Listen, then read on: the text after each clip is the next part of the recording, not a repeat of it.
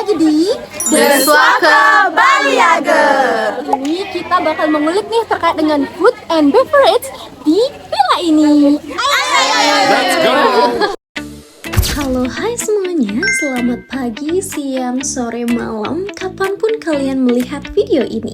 Jadi, kami dari kelompok 3 akan mempresentasikan hasil audit operasional food and beverage di Deswaka Baliage by Puri Asia, sebuah private luxury villa di Bali.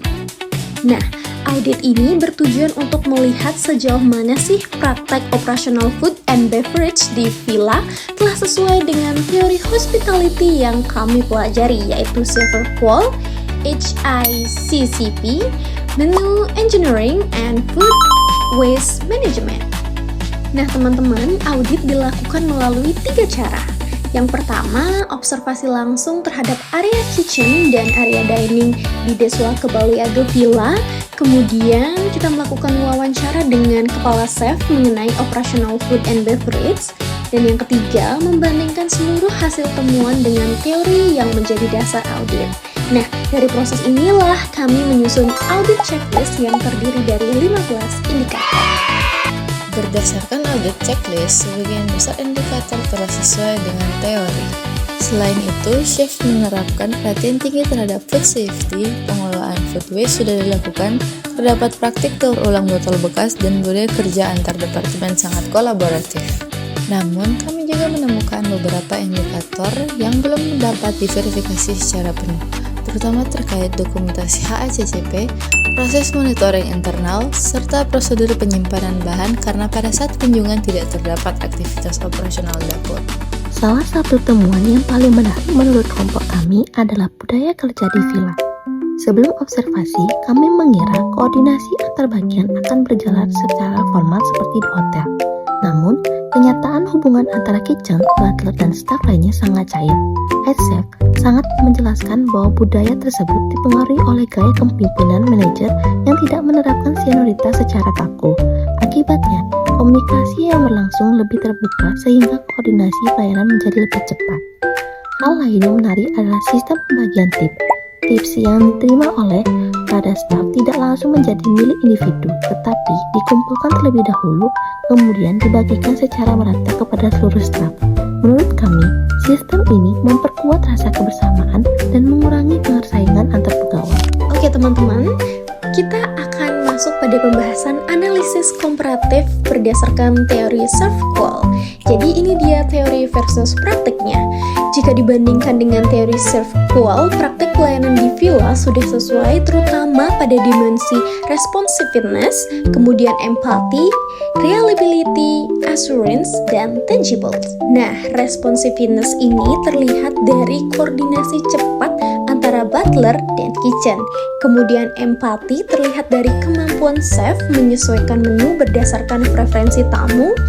Reliability terlihat dari konsistensi perhatian terhadap keamanan pangan untuk mencegah bali-beli. Sedangkan tangibles terlihat dari kondisi kitchen yang bersih, rapi, serta penampilan staf yang profesional. Pada aspek HACCP, sebagian besar praktik juga sesuai. Chef menjelaskan bahwa bahan sensitif diperoleh dari supermarket terpercaya untuk menjaga keamanan pangan. Peralatan memasak juga dipilih agar tidak menimbulkan risiko kontaminasi. Namun, kelompok kami belum dapat memastikan bagaimana dokumentasi HACCP, pencatatan suhu, maupun internal audit dilakukan karena proses tersebut tidak dapat diamati secara langsung. Pada menu engineering, villa telah memiliki set menu sebagai dasar pelayanan. Namun, menu tetap dapat dimodifikasi sesuai permintaan tamu. Hal ini menunjukkan adanya keseimbangan antara standar operasional dan personalisasi layanan yang memang menjadi karakteristik private luxury villa. Selain itu, mayoritas menu berorientasi pada western karena sebagian besar tamu berasal dari Australia. Namun, menu Indonesia tetap tersedia apabila diminta. Nah, sampailah kita pada analisis komparatif food waste management. Nah, pada aspek food waste management ini, villa telah memisahkan bahan yang sudah tidak layak konsumsi untuk langsung mereka buang. Sedangkan makanan yang masih layak dimanfaatkan sebagai konsumsi staff. Selain itu, terdapat praktik daur ulang botol bekas hasil acara yang kemudian dijual sebagai tambahan dana bersama. Nah, walaupun demikian, kelompok kami melihat bahwa sistem pencatatan food waste masih dapat dikembangkan agar evaluasi operasional menjadi lebih terukur. Rekomendasi berdasarkan hasil audit kami memberikan beberapa rekomendasi. Yang pertama, mempertahankan budaya komunikasi yang sudah berjalan baik dan mendokumentasikannya ke dalam SOP. Yang kedua, mulai menerapkan pencatatan food waste secara sederhana agar efisiensi bahan makanan dapat dievaluasi.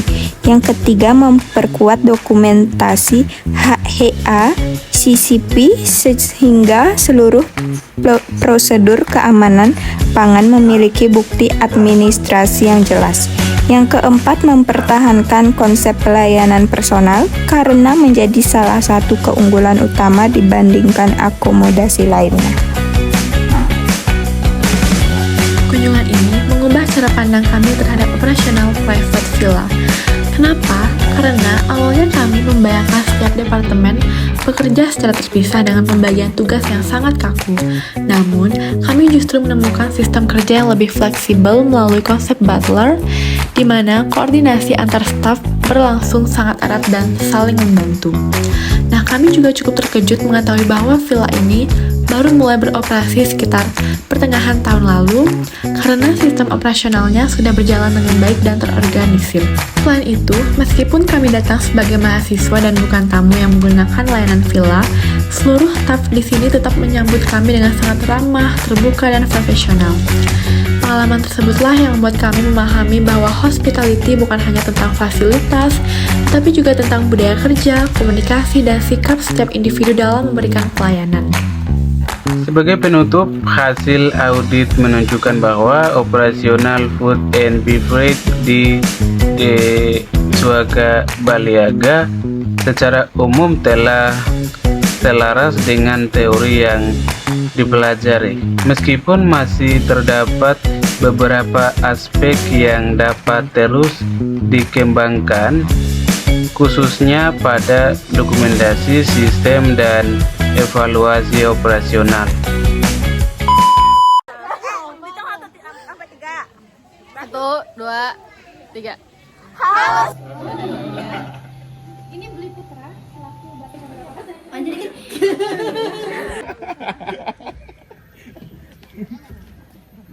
Jawab yang bagian satu tadi ya.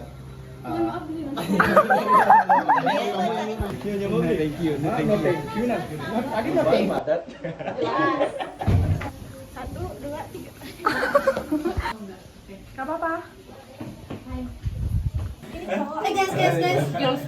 Girls time.